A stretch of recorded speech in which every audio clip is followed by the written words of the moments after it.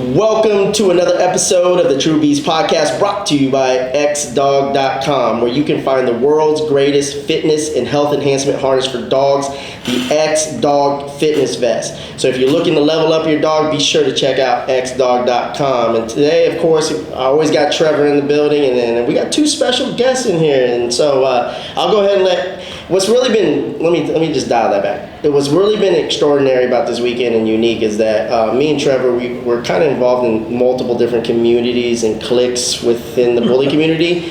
And there's been people that I've never met before, and there's been people that he's never met before, but we trust each other when it comes to meeting just down-to-earth, really good people. And so I'll let Trevor introduce our guest today. And man, we just want to say we're grateful to have you guys on. Yeah, so I reached out to Sergio Valdez's, that's your last name, right? Valdez, yes. Yeah, okay.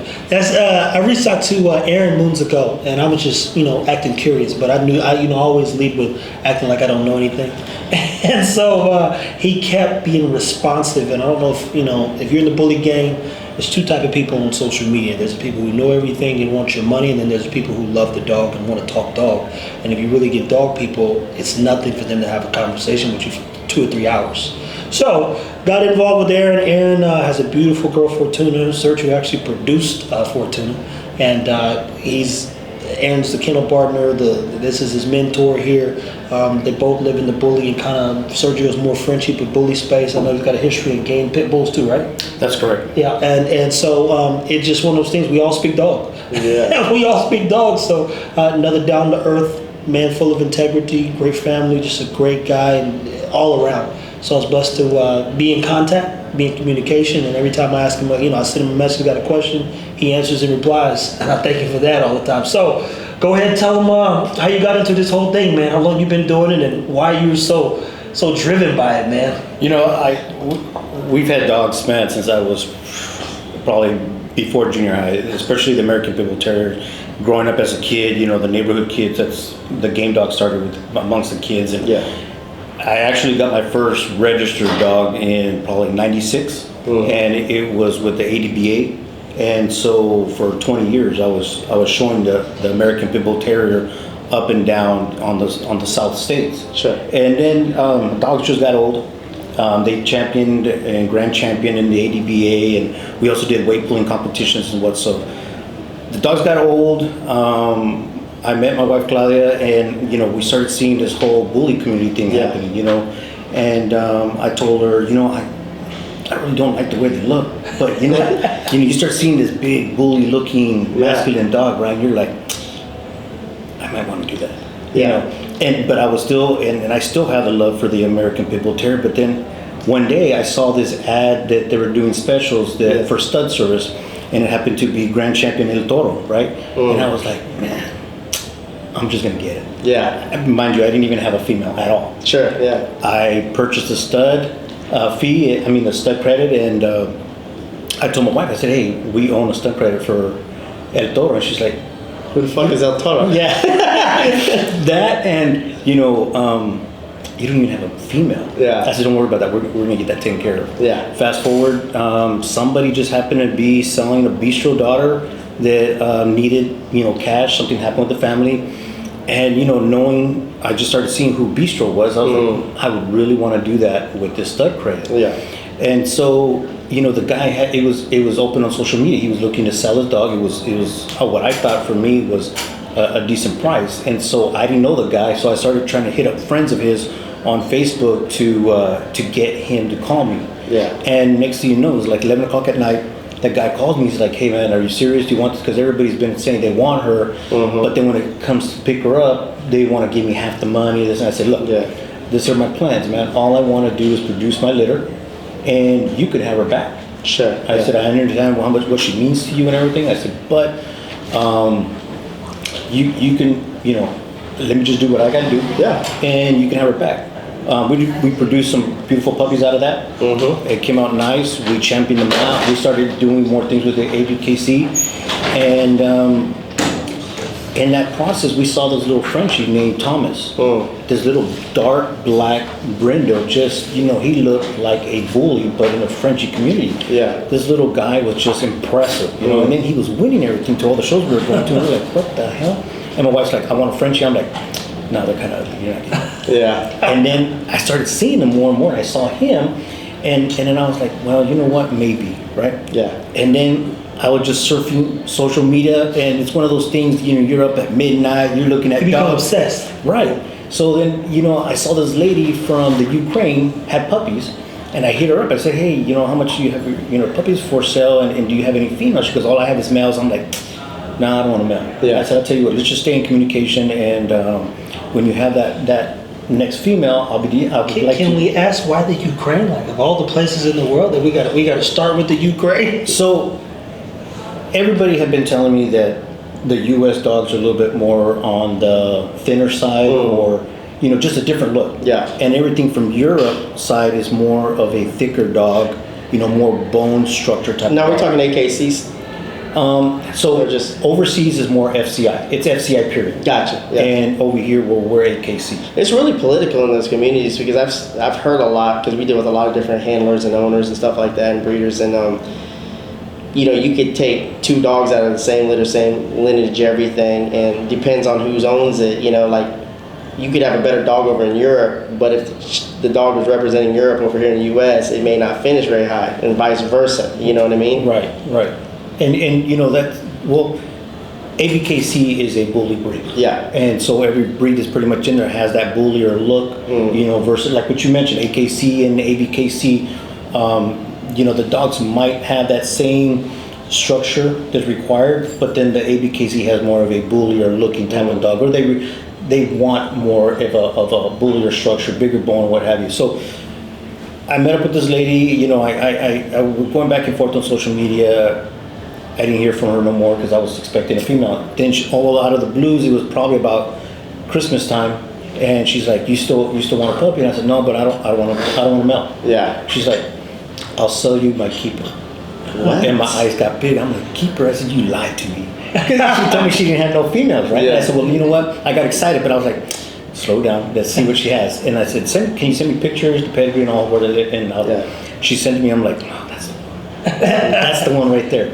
And so we stayed in communication. I guess because overseas they have to be a certain age to come this way. Yeah. Really? And What's the age? What's the age that it? Well, we got her when she was 6 months. Okay. And is that 6 months? I want to say so. Okay. I want to say so. Well, I mean, I think so because we had got a second dog and it's about the same time, the same age and everything. But we got Anika.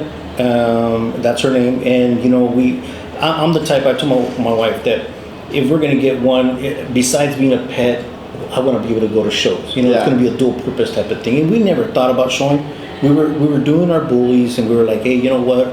We're hitting shows here and there. Everything kind of in Southern California region, and staying close by. Yeah.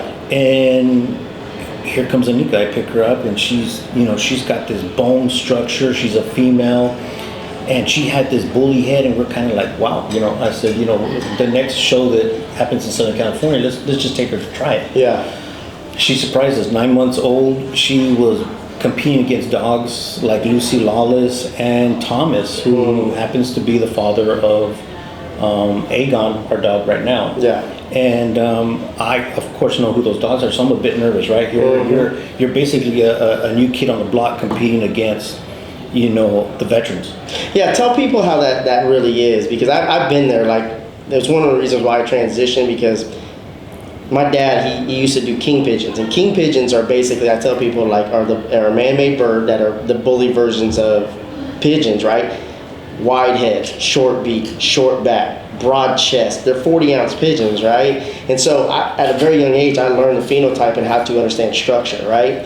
And so when you come in, you can almost buy your way in, if you kind of know how to buy properly, and then really, like, bypass decades of trial and error, So Right. Explain to people how that really is when you're the new kid on the block with some heat. So you kind of touched the subject of the reason why I picked her and I went overseas. Yeah. You're kind of buying in. You don't want to have to go through that whole building up, getting a dog to get that bone structure. You kind of not cheating, but you're already getting that right. You're starting off right. Money's the equalizer. And no, it's not even just that, dude. I think it's so underestimated, because I think that's what kind of hurts certain communities. Is like, well, you didn't breed that, But then you got all these people doing trial and errors. It's like, just bypass that shit, because think about this, right? When you really think about it, if I have an opportunity to learn from a multimillionaire who's as successful in business, why would I take the hard road when I can just have direct access to that individual? Now, there are people who buy shit, right? And then they don't know what they're doing. But there is that 1% of people like you, right? And myself who go, oh, I know what I'm looking for. I have the financial backing to be able to put myself in that position.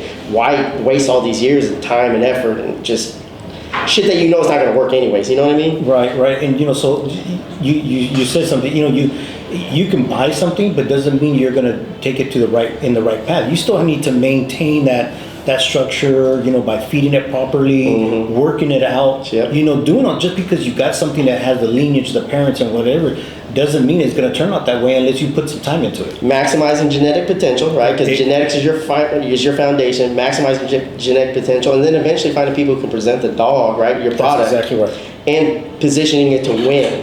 Right.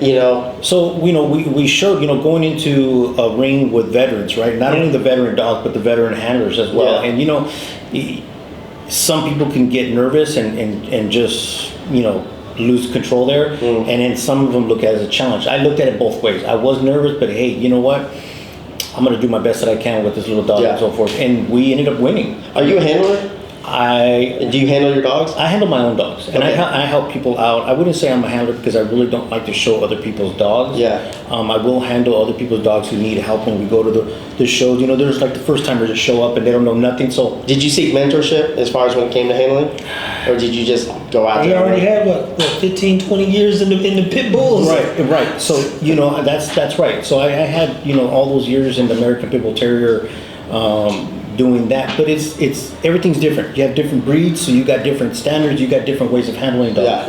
Yeah. You got the American Pit Bull Terrier who's just, and especially in the ADBA, the dogs have that little fire. Yeah. Let me ask you a question. So you're from Cali, right? Right. You know a guy by the name of Mike Apaga? He was he's heavy in the weight. He makes the weight pulling harness. He's like the LeBron James of weight pulling out there. He's a good friend of mine. That's why I was just asking. If it's red dogs, I believe so. Okay. I don't know if he deals with red dogs, but he does deal with ADP. Yeah, American Pit Bull Terrier. Right. So he's really he wins national championships all day. I remember a lot of the guys from back in the days. When we were showing Riverside and so forth, and Pico Rivera and so forth. But there's for different dogs, there's different handling skills. Yeah. And they have you. And as far as the mentorship, I would say, even though I got all those years of experience, I always listen to people. Whether it's a rookie themselves or somebody who's been in for 50 years, I'll pick up whatever makes sense and I'll apply it to myself. I think that's so important when you really think about it. I'm always a student.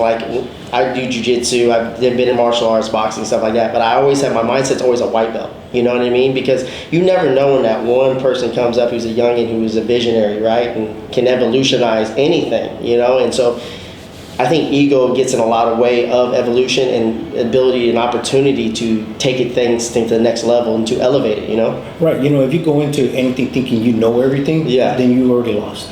You got to go in there open-minded saying, hey, I got all these tools, but I'm going to keep my mind open and see what I can learn to make myself better. And that's kind of what we did. And I still do that, because every dog's different too, and besides the breeds. And so, we started showing Anika, and we really didn't do much. We were showing her, and hey, we started noticing she was winning this show, that show. And then some people, actually one judge from Mexico, told us, he goes, that dog didn't take you to nationals. Really? You guys need to go to nationals. And my wife and I looked at each other and we were like, really? And so we started traveling a little bit more, and then we were winning. We kept winning, and then, we started competing against dogs that have been winning, top dogs, number one dogs, whatever. And here Anika was doing it all. And it was funny. One of the judges, actually a couple, when they go check your dog, besides taking it from structure, they go and check to make sure the proper plumbing's there. And in the male, you got to make Explain sure that. the testicle. Explain that. So, for example, when the judges are checking, the bones, the structure, they're checking the spine, the shoulders, muscle, and everything. Yeah. When the males, you also have to check for the testicles to make sure the dog is not fixed. How's that? And so that's why I wanted you to explain to the audience, because a lot of people are not going to understand that language. You know what I mean? So yeah, when they check for the testicles, well, obviously it's a male, right? Yeah. I had a couple of judges go and check Anika back there, and they were like, you see them putting their hand back there, and then I kind of smile, and they look up and I go, it's a female. Yeah. They're like,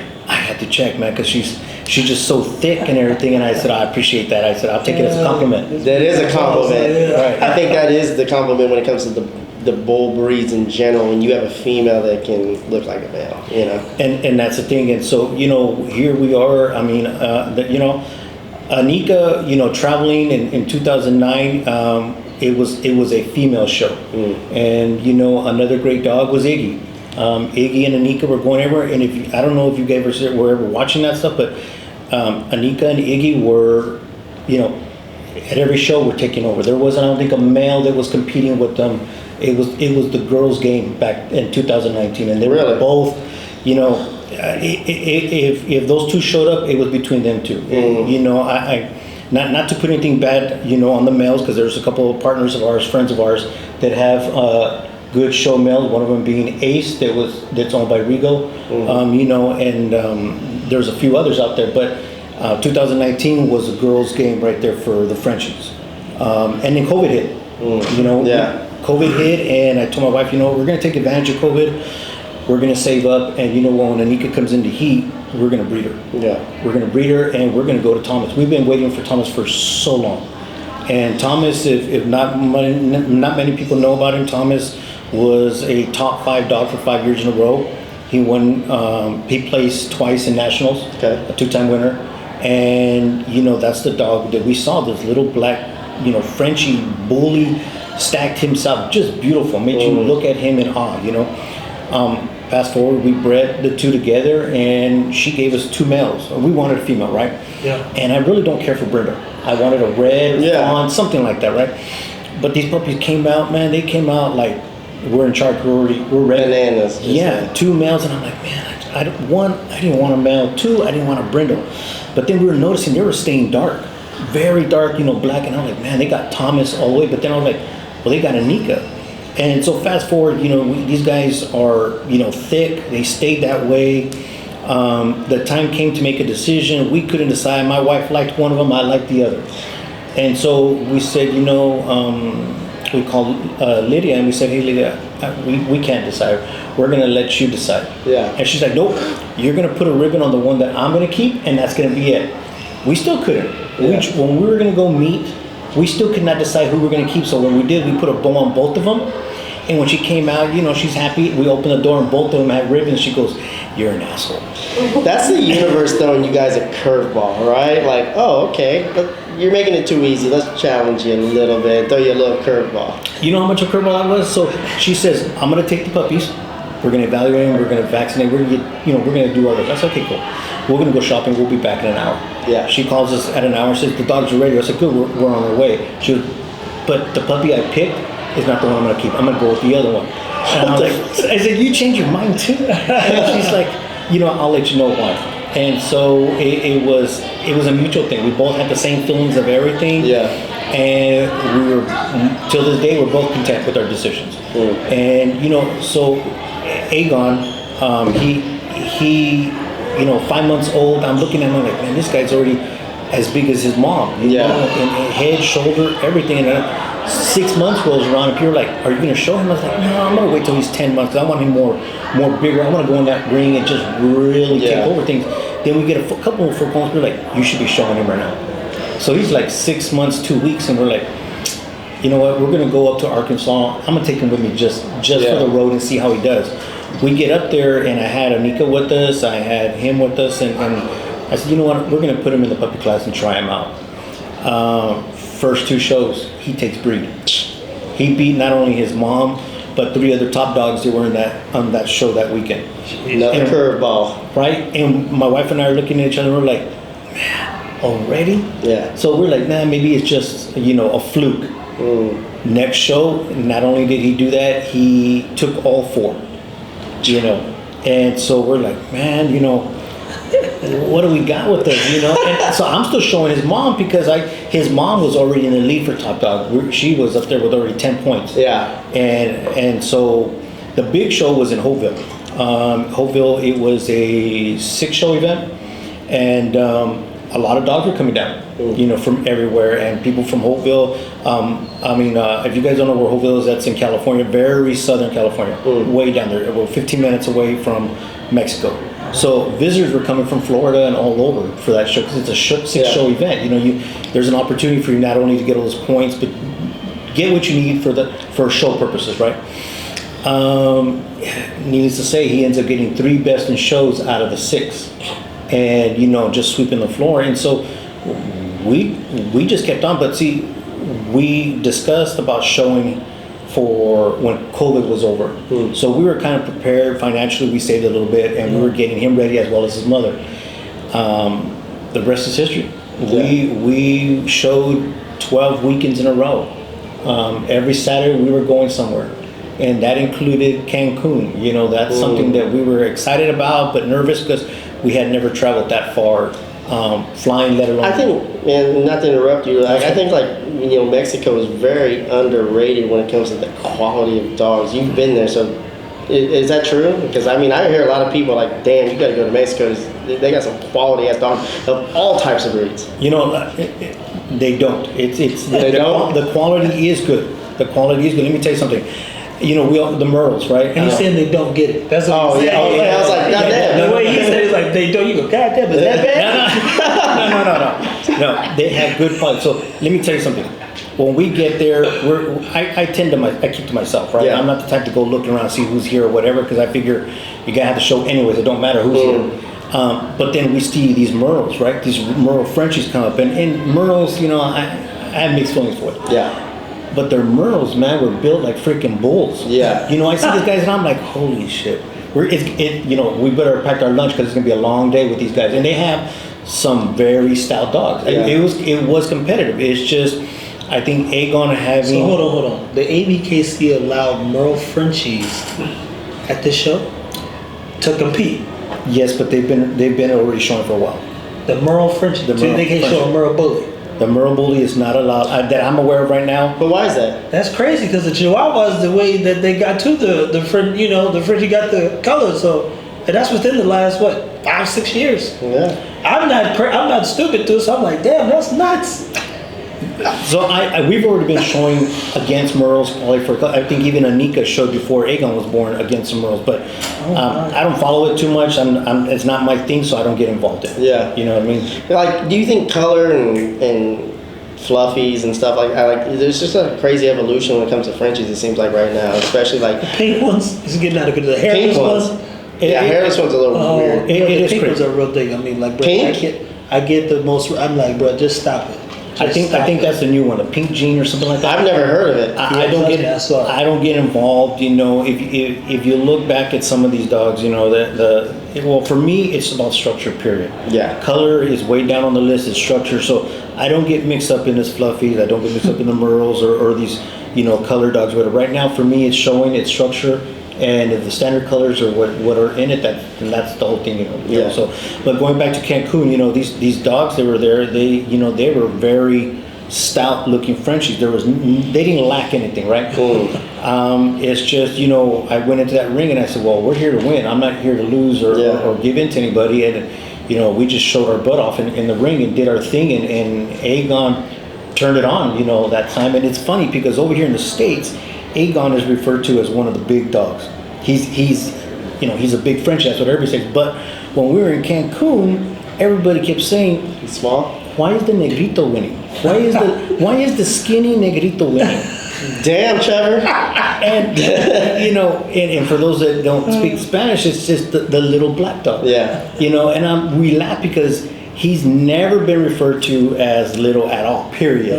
That's crazy. You know, but it's over there. They have nice dogs. There's nothing wrong with it. I'm pretty sure any of those dogs could come over here and compete. So, why don't they? Just travel issues, or the travel, yeah. So hassle, man. That's not only a big hassle, but you know, people were not being allowed to cross right now because the borders were closed. I think visa holders and so forth were not allowed. So Makes sense. I believe that's why the ABKC threw the show in Cancun, so that everybody from on the other side of that fence, so to say, is allowed to see all these big dogs. You know, Blue was there, Samson was there. Yeah. You know, and so a lot of people really wanted to go see those dogs, and that's why a lot of them did show up. That makes sense. Colombia was there, Guatemala was there, you know, and a few other countries, and so it was good to compete against different groups. It's kind of crazy.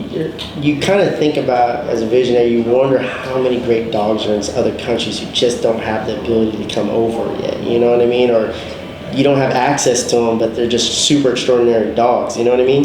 Right. And so, it's just unfortunate, that happens because, there's that, what they call it, that diamond in the rough. There's that dog out there. Yeah. And I know... that no one's seen them, no one's heard of them. The guy's quiet or the girl's quiet, right? Right. He's got this badass dog that no one knows about. This weekend, I think we're going to see that. They're going to see that with some bullies too. Yeah, it's going to be special. So, where can people find you? Like, are you, like Trevor says, you don't, like, I didn't know who you were, I'm going to be honest with you. But as soon as I talked to you, we've talked to other people and we're like, dude, you can tell when somebody is a dog, man, or woman. Like, they speak the language, you know what I mean? And so, where are you on social media? I am on social media. My Facebook page is Sergio Valadez. My wife's is Claudia Marquez. And you guys have a website? We don't have a website, but we do have a page just for our kennel, and it's Krossfire Kennels with a K. And I'm quiet though. Yeah, he's quiet. I mean, like I said, you got to know these people. But when I got back in, I wanted to talk to the best of them, and that's how I just like we've both been connecting dots. I want the best of them. I don't want to have conversations, bozos, just the best of them. Only health, only confirmation. I give a damn about no color. I need the best of them. I think that's kind of been a trend like this whole week as we've been doing podcasts. Is like it's kind of ironic. Like everybody that we brought in, it was all about the dogs. Angulation. I mean, they're talking things that last, right? So Trevor mentioned Aaron Sim. So Aaron lives in the same city I do. And so we started seeing each other at these shows and we started hanging out at the shows. And he's like, do you mind if I kick back? I said, I don't mind. And I said, but I've been doing this for 20 plus years, so I've been doing it by myself. I don't want to sound rude, but I can do it on my own. If you want to kick back with me, that's fine. There's just one thing about me. I hate drama. Yeah. I don't like drama. If you're a shit talker, you like start stuff, that's just not me. I don't like it coming towards me. So, just respect that. And he's been good, but they're younger than me. There's another young man named Sergio Armenta. He hangs out with us too. Thanos, right? Yep, he has Thanos. Thanos is Fortuna's brother. Yeah. And so, that's one thing I tell him. I'm quiet. I kick back to myself. I don't like those, the bad drama, the news, whatever. And so, but here's two young guys that love social media. These guys. There's a thin line right there because it's like I don't like drama either, and it's just kind of like one of those things. It's like, for someone like you, I appreciate you because like you produce super quality product, right? At the same time, you're quiet, so your product speaks massive volume. But we're in this world right now where social media is just it's the thing, and you got to be vocal in a way if you really want to.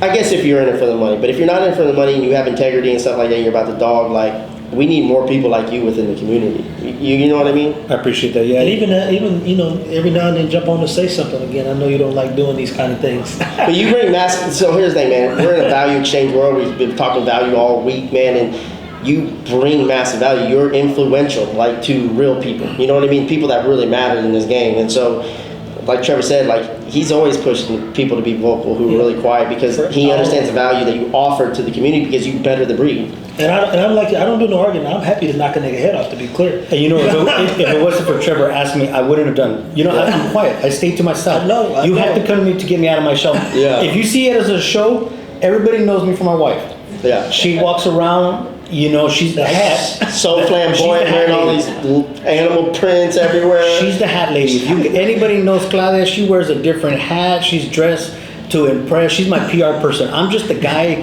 holding the leash, occasionally picking up the poop, and I drive everywhere. Yeah. And so, it takes a team. Everybody knows her kennel. It's my wife, and I'm quiet. I kick back, I keep to myself. I'm not vocal like that. I don't like drama. You mentioned yourself that I let all the talking on in the production, show, right, and production. Production, I don't really breed. I really don't breed because when I do breed or have something that I do, it's because we're going to keep it. It's kind of ironic. Like most of the people who don't breed tend to do very well. You know what I mean? It's just been a theme all week. Like I'm not a breeder. Most people don't consider themselves breeders, but they all are vying for the national championship. It's ironic. Fred said the same thing because we got one dog and I mean some of the others. But David too. Yeah, David. They're all like, We don't really breed, but okay. So how'd you get here, bro? You bred that dog. You bred it a little bit longer. We don't want to cut it just at 30. If we're really rolling, we keep this thing going. Therefore, at the end of our YouTube, you will see, hey, jump on the links listed below. Follow us on Spotify, Sure. Apple, Sure. Where else? Google. Wherever else you guys listen us at. Yeah, wherever we're listed at, and continue to follow and listen to the show, whatever we're talking about. Hopefully you enjoy the topics. Stay tuned. Appreciate you guys' support. Yeah, and as always, man, leave us a comment, subscribe, share. In the comments or in the reviews, also, leave us some topics that you would like us to discuss. We don't hold back. So if you want us to talk about something, be sure to leave it there. So as always, Team X Dog Strong.